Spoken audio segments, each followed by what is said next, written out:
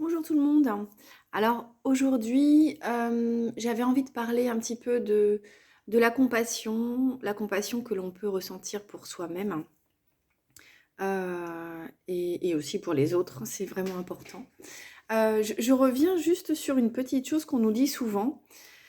Quand on nous rencontre, on nous dit mais t'en as pas marre d'être toujours avec des gens qui sont en deuil, t'en as pas marre d'être là-dedans tout le temps avec ton association, etc.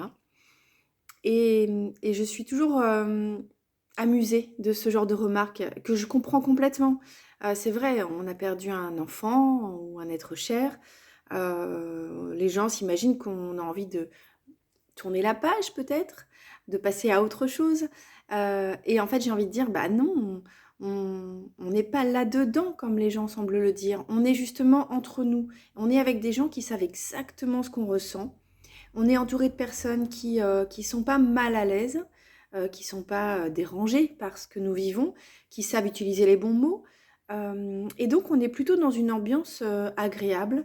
On peut prendre des gros fous rires et le faire en toute liberté sans avoir le sentiment d'être jugé parce qu'on rit. Mais on peut aussi pleurer et pleurer dans l'accueil parce que l'autre saura nous accueillir puisqu'il comprendra exactement ce que nous ressentons.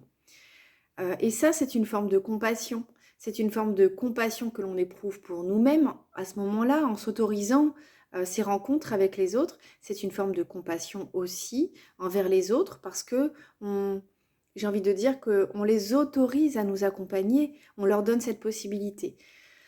Alors évidemment, dans un monde idéal, ce serait de pouvoir le faire avec les gens qui ne sont pas des personnes endeuillées, de le faire avec des personnes qui nous entourent, des amis, des proches, de la famille. Mais il y a cette espèce de pudeur qui fait qu'on on a du mal à tomber le masque face à ces personnes parce qu'on ne veut pas les mettre mal à l'aise. On n'a pas envie qu'ils fuient. Certains reviennent tout doucement, donc on n'a pas envie de les faire fuir. Donc bon, c'est normal. Donc de la compassion, oui, de la compassion pour nous-mêmes. Il faut absolument qu'on prenne soin de nous. Il faut que l'on se mette dans une situation de douceur. Et il faut qu'on s'autorise aussi des choses. Et quel meilleur moyen de le faire qu'entre nous. Alors, ne vous isolez pas. Vous avez perdu un être cher, ne vous isolez pas. Être dans la solitude, c'est une chose. La solitude peut être quelque chose de très positif. Mais ne vous isolez pas. N'hésitez pas à aller vers une association, venez vers nous, mais ne vous isolez pas. Voilà, c'est mon message du jour. Beaucoup de compassion et de douceur pour vous-même et surtout pas d'isolement. Bonne journée.